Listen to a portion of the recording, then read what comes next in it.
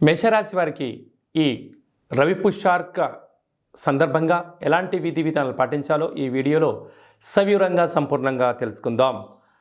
మేషరాశిలో ఏ నక్షత్రాలు వస్తాయనగా అశ్విని నక్షత్రంలో 4 పాదాలు, భరణి నక్షత్రంలో 4 పాదాలు, కృతికా నక్షత్రంలోని 1 పాదం కలిపితే మేషరాశి. చాలామందికి పుట్టినటువంటి కాల సమయంలో డేటా ఆఫ్ బర్త్లు లేనటువంటి కారణం చేత పేరు యొక్క మొదటి అక్షరాన్ని అనుసరిస్తూ ఆ రాశిని తెలుసుకునే ప్రయత్నం అవుతుంది. అవి ఏ అక్షరాలు ఒకసారి పరిశీలన చేద్దాం. చు, చే, చో, లా, లి, లు, లే, లో, ఆ అక్షరాల వారందరూ మేషరాశి జాతకులే. మేషరాశికి అధిపతి కుజుడు. వీరికి ద్వాదశ రాశుల్లో గ్రహ గమనాలు మనం ఒకసారి సంపూర్ణంగా పరీక్షించినట్లయితే రాశిలోనే గురు సంచార స్థితి ఉండటం వలన వృత్తులలో, ఉద్యోగాల్లో, వ్యాపారాల్లో విలువలతో కూడిన జీవితాన్ని పొందాలి అనేటువంటి మీ కోరిక నెరవేరబోతుంది. కనుక తల్లిదండ్రుల మాటలు, గురువుల మాటలు వినడం వలన మీకు యోగదాయకమైనటువంటి మంచి పరిస్థితి.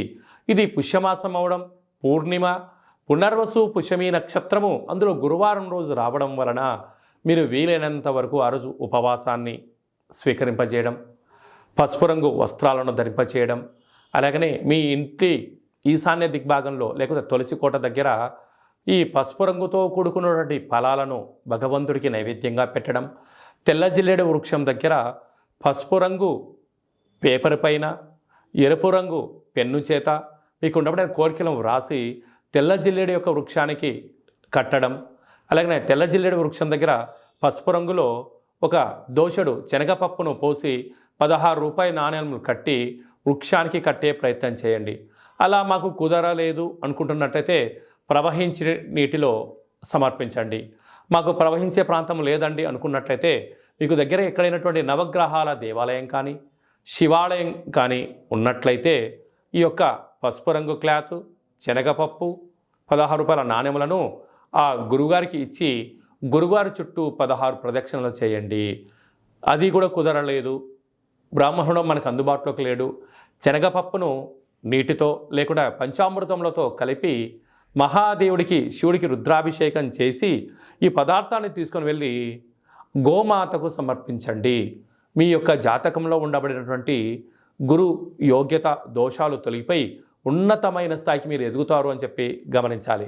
6వ స్థానంలో కేతు సంచార స్థితి ఉండడం వలన చిన్న చిన్న వాటికి ఆందోళన చెందొద్దు, అప్పులు ఇవ్వద్దు, అప్పులు తెచ్చుకోవద్దు. అష్టమంలో శుక్ర సంచార స్థితి ఉండడం వలన నూతనమైన వస్తువులు, బంగారు ఆభరణాలు, వస్త్రాలు క్రయ విక్రయాలలో స్వల్పమైన ఇబ్బందులు ఉండినను మీరు ఆందోళన చెందనక్కర్లేదు.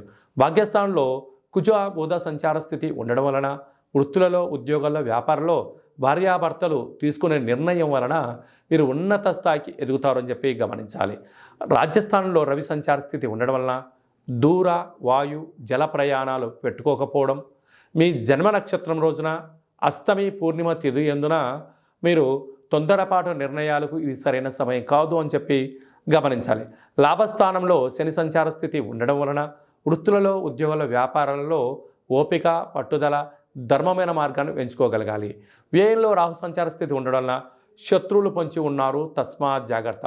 సాఫ్ట్వేర్ ఉద్యోగస్తులు, హార్డ్వేర్ ఉద్యోగస్తులు, వ్యవసాయ పనిచేసేటువంటి కార్యక్రమాలు ఆచరింపజేసేటువంటి వారందరికీ కూడా మంచి అవకాశాలు ఉన్నాయి. కాకపోతే మంచి కాలాన్ని ఉన్నప్పుడే సత్కర్మ చేవ సత్ఫలిత, దుష్కర్మ చేవ దుష్ఫలిత అన్నట్టుగా ఇప్పుడు మన మంచి పనులు, మంచి కార్యక్రమాలను, ఆధ్యాత్మికమైన జీవన విధానాన్ని మీరు ఏర్పరచుకోగలిగితే రాబోయే కాలం అంతా కూడా మీకు మంచి యుగం ఉందని చెప్పి గమనించాలి.